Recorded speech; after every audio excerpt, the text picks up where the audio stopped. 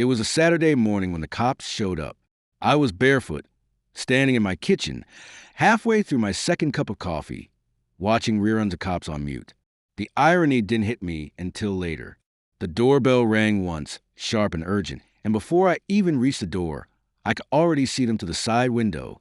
Two officers standing on my porch like they meant business. My first thought? Someone broke into my car. Again. But when I opened the door, there was Karen, standing just behind the officers with that look she always wore. The one that said she'd been personally wronged by the universe and was now out for petty, suburban vengeance. She looked crisp as always. High ponytail, Lululemon jacket zipped just enough to reveal her monogram pendant, and a face full of makeup, even at 8:30 a.m. "That's him," she said, pointing like she was electing me in a police lineup. "That's the man who built the illegal in-ground pool." I blinked. "I'm sorry, what?" The taller of the two officers, a square-jawed guy with a wedding ring and the calmest demeanor I've ever seen, gave me a nod. "Sir, we received a complaint about an unpermitted structure on your property." "You mean a pool?" I asked, still trying to figure out if this was a weird HOA prank. "That's right." I laughed. It came out awkward and dry. "I don't have a pool." Karen pushed forward like she was auditioning for court TV. "He does. It's underground. Hidden. My son sprained his ankle falling into that yard. There's a dip in the lawn. It's dangerous. There's water damage, unstable soil. He's hiding it, I swear." I looked at the officers, hoping one of them would realize how insane this sounded.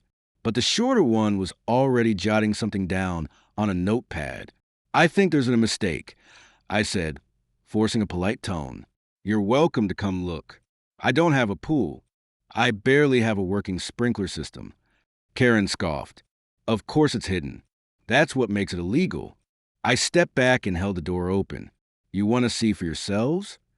The officers exchanged a look, then followed me through the house and into the backyard. It was nothing special. Patchy grass, a few overgrown shrubs along the fence, a beat-up patio table.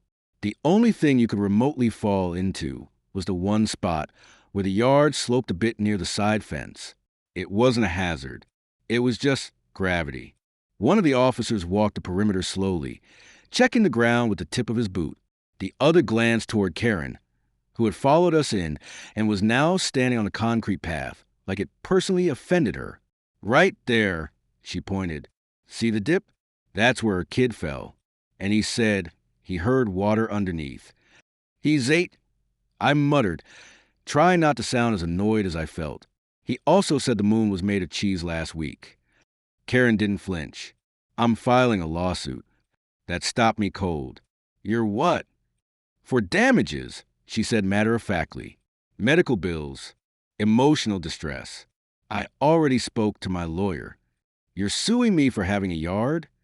"For having a dangerous, hidden structure on your property that injured my son and violates the HOA's codes." I looked at the officers, then back at Karen. "There's no pool," I repeated, slowly this time. "No structure. No violation. There's just dirt, grass, and maybe a mole or two." She looked me dead in the eye and said, "We'll let a judge decide that." The officers wrapped up their brief walkthrough, clearly not finding anything worth escalating. The taller one gave me a nod. "No action needed on our end, sir. This is a civil matter." As they walked off and Karen followed with her arms crossed and jaw tight, I just stood there, stunned. The next morning, I found a letter, slipped into my mailbox, no postage, just folded neatly in an envelope with my name scrawled across the front. Inside was a formal-looking notice from a local legal firm I'd never heard of. Karen had filed an official complaint with the HOA, citing unauthorized excavation, hazardous landscaping, and a newly added charge, visual obstruction due to overgrown shrubbery. I sat at my kitchen table reading that list 3 times. Then I called the HOA office. "Yeah," said the woman on the other end, her voice dry and monotone. "We've received complaint. There's an open file now." "On what grounds?" I asked. "There's no pool." "Well, the accusation is that it's concealed." "How do you conceal a pool?" She paused. "We don't make the rules. We just follow the complaints." I hung up before I said something I'd regret. That night, I walked into my backyard with a flashlight, just staring at the lawn. I even crouched down, knocked on the ground like a cartoon detective, and felt like an idiot. It was dirt. Compact, dry, boring dirt. Nothing even remotely suspicious.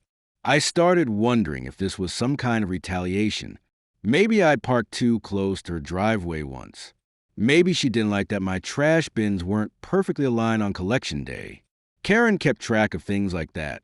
She had a clipboard once. An actual clipboard. Still, it didn't make sense. What kind of person invents a pool just to start a lawsuit?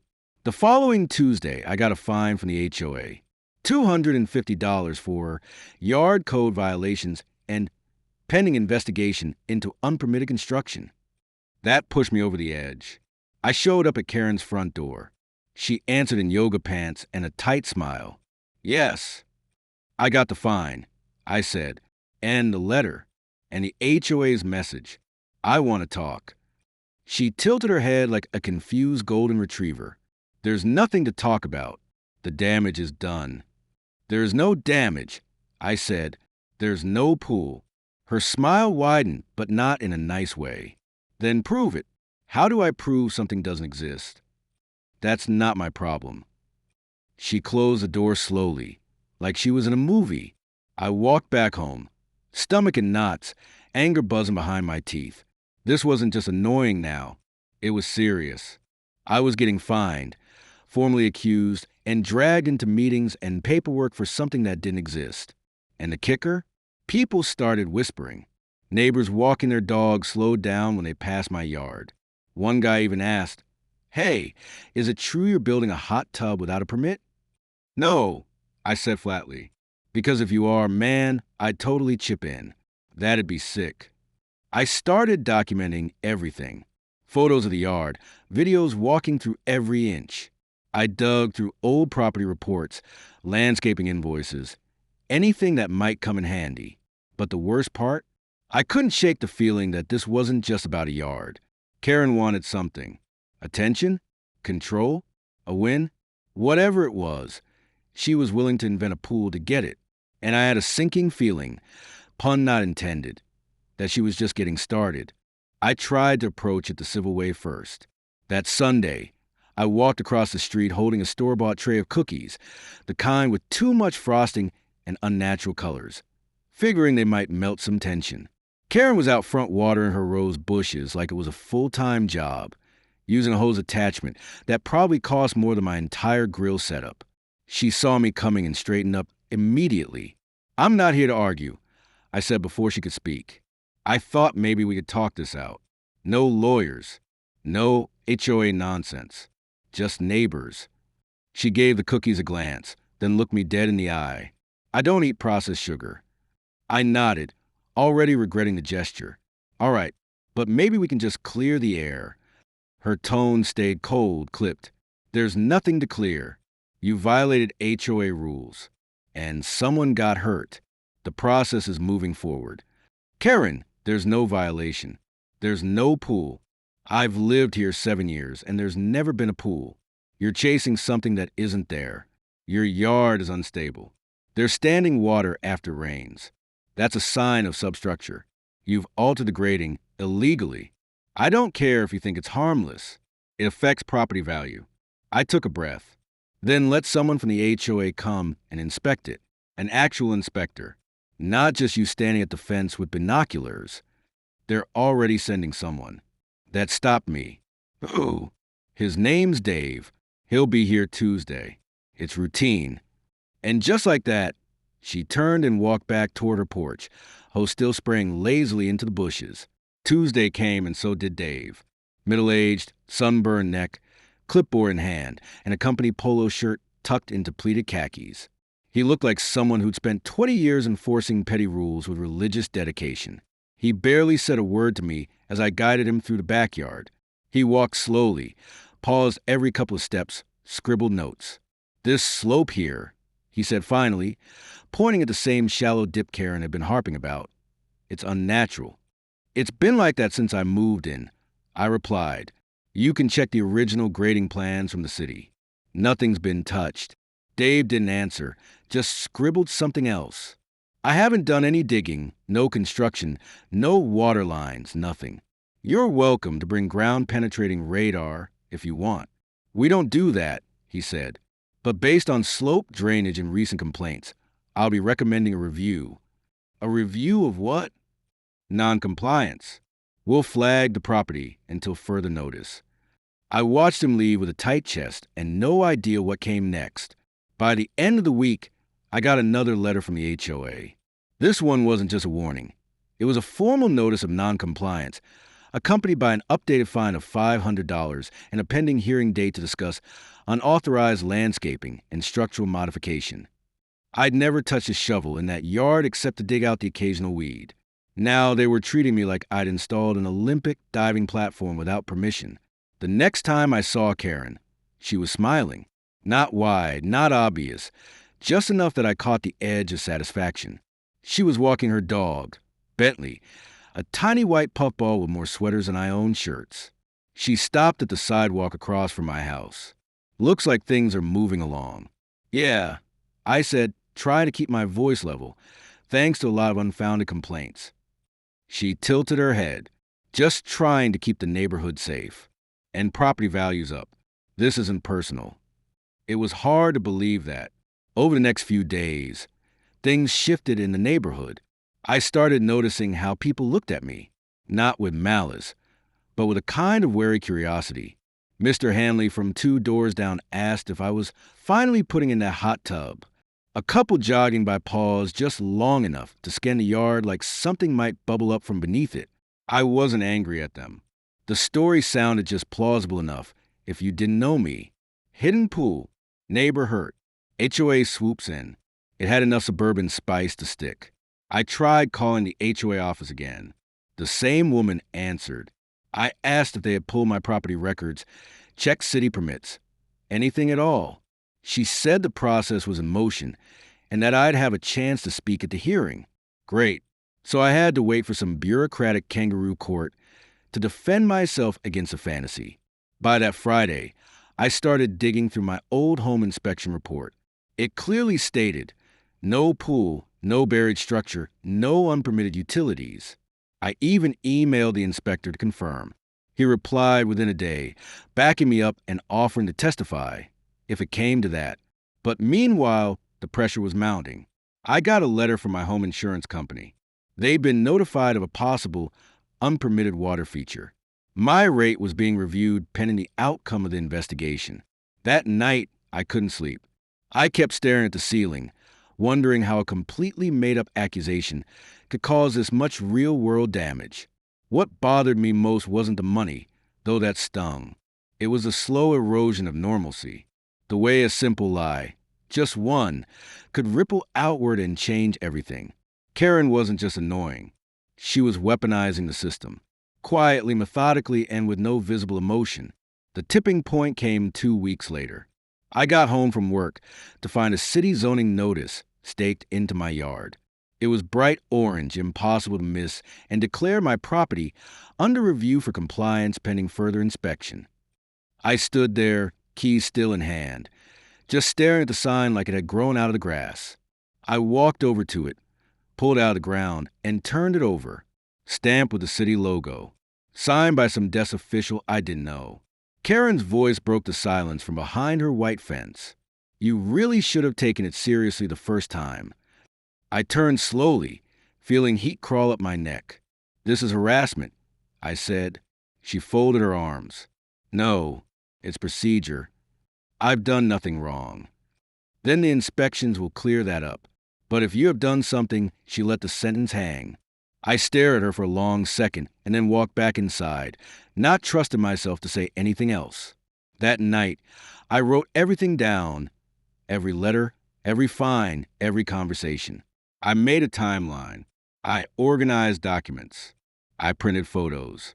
I emailed the city, the HOA, even the lawyer listed on Karen's original complaint. I wasn't going to let this get away from me. But something had shifted. I'd tried being reasonable, tried being polite, tried assuming this was all just a big misunderstanding. It wasn't. Karen wanted to win. That much was clear. and she didn't care how many lies it took to get there. So if reason didn't work, maybe it was time to try something else. Something smarter. I didn't sleep much after that zoning notice went up.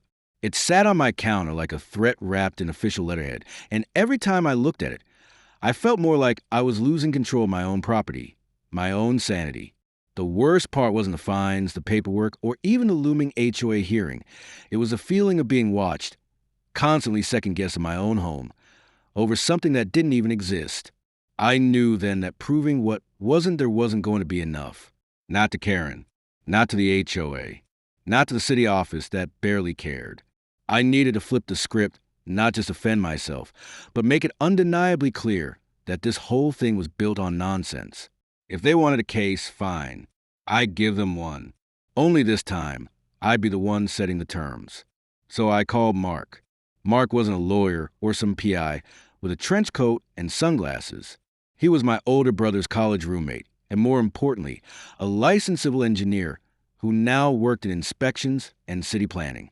The kind of guy who read building codes the way other people read novels. We hadn't spoken in a few years, but he answered my call on the second ring like no time had passed. I gave him a rundown, every fine, every accusation, every ridiculous twist, and waited for the usual "that's crazy" response. Instead, he just said, "Do you have 20 minutes for a site inspection this week?" He came by that Thursday, clipboard in hand, wearing boots and a neon vest that made him look like he'd just stepped off a highway crew. He took measurements. He walked the yard. He even brought a colleague with a scanner that took soil readings, moisture levels, and depth changes. "Mark, I'm telling you, there's no pool," I said, watching him pace the same slope for the third time. "I know," he said. "I just want you to have irrefutable documentation when this hits the hearing, not opinions. Data." 3 days later, he emailed me a 6-page report. Every detail was logged. No structural anomalies, no underground voids, no evidence of excavation, recent or otherwise. He even highlighted the natural grading from the city's topographic records dating back to the original development. I sent copies of the report to the HOA office, the city's zoning department, and, perhaps most satisfying of all, Karen's lawyer. I kept my email short and direct. "Please see the attached third-party professional evaluation of my property. This should close the matter immediately. Any further false accusations will be treated as harassment." No response from Karen. Not that day. Not the next. But I knew her silence didn't mean she was backing down. She wasn't the type to give up just because she was wrong. She would double down, twist something else to make it look like she was still in the right. And that's exactly what happened. A week before the HOA hearing, I received one final notice, this time citing intentional misrepresentation of property records and failure to disclose past alterations. There were no specifics, no proof, just vague accusations buried under a list of finable offenses. That's when I stopped reacting.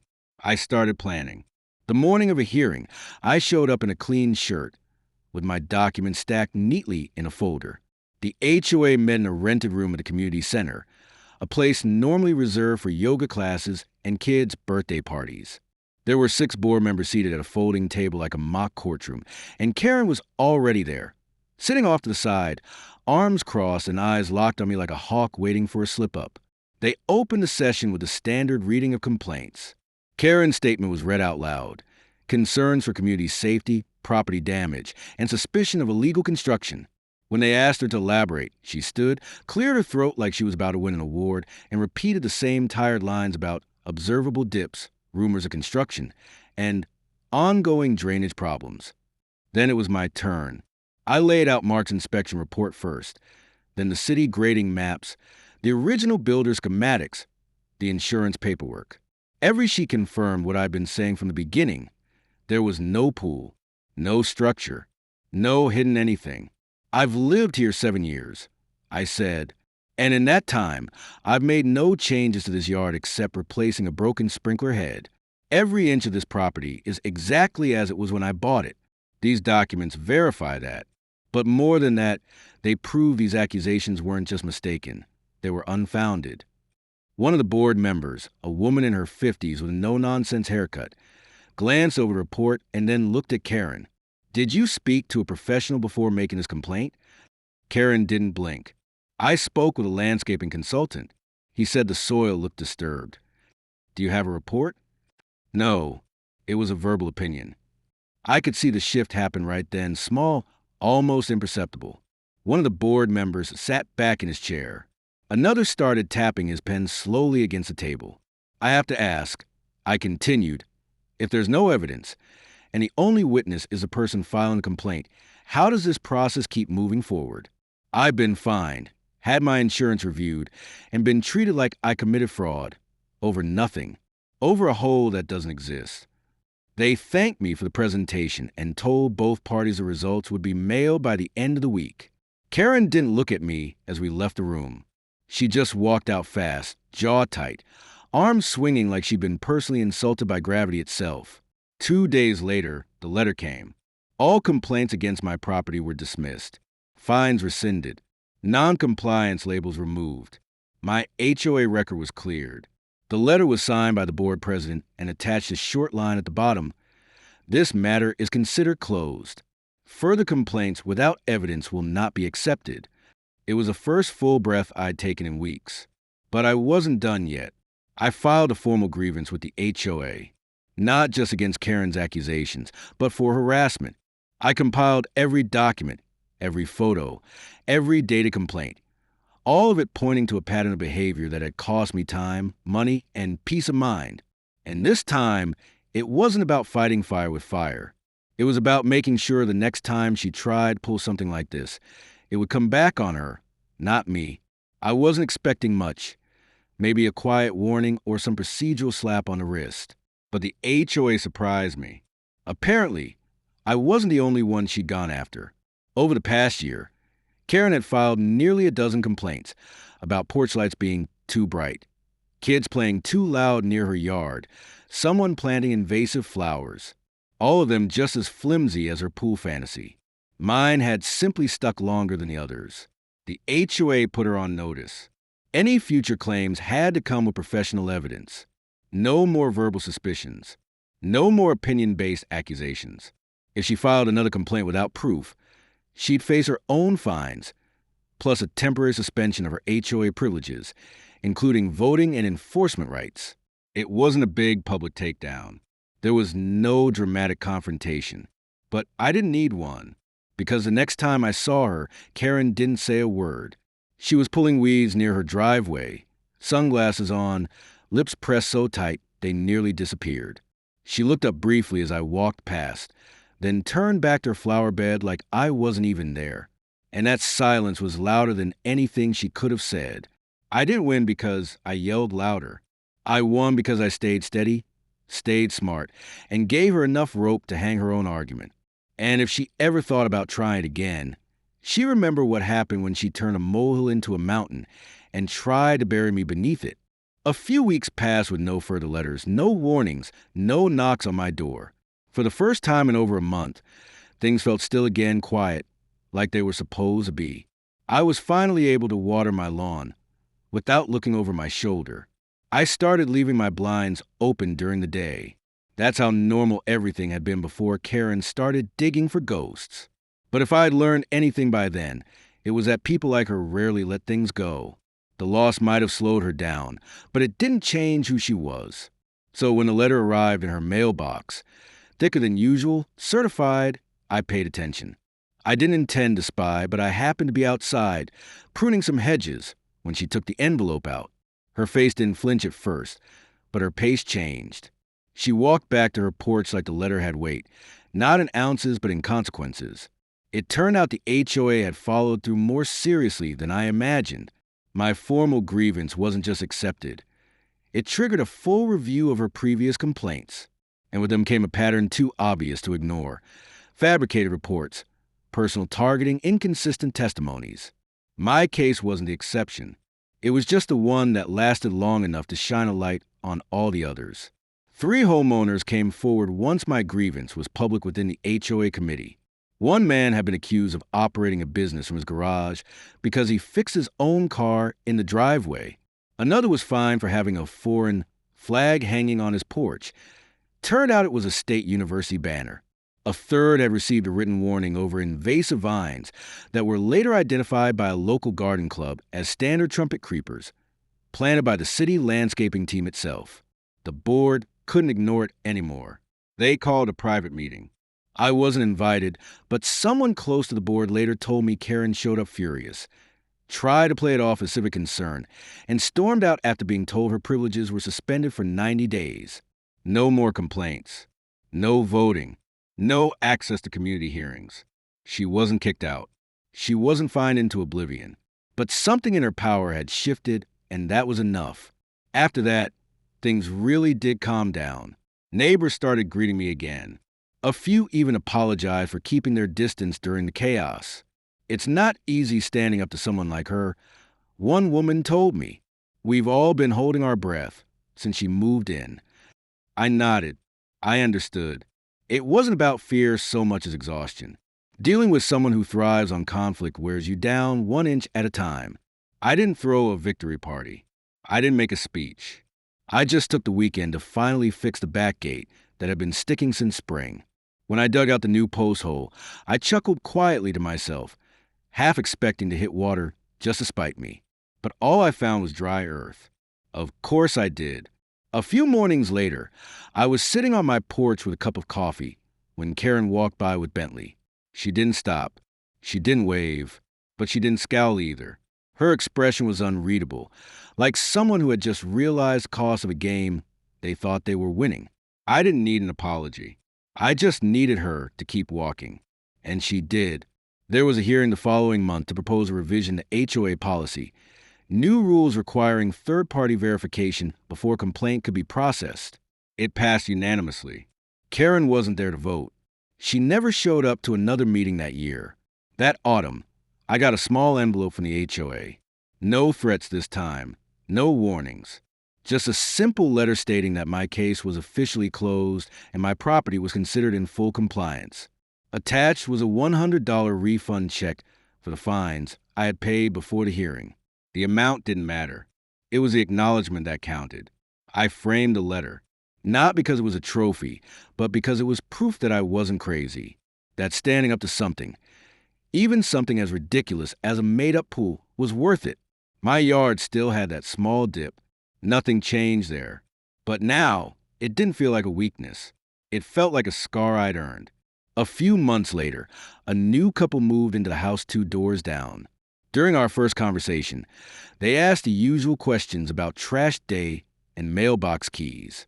Then the husband lowered his voice slightly and said, "So, is it true there used to be some kind of scandal over a swimming pool here?" I laughed, not out of bitterness, but in pure disbelief that it had already become neighborhood lore. "No pool," I said.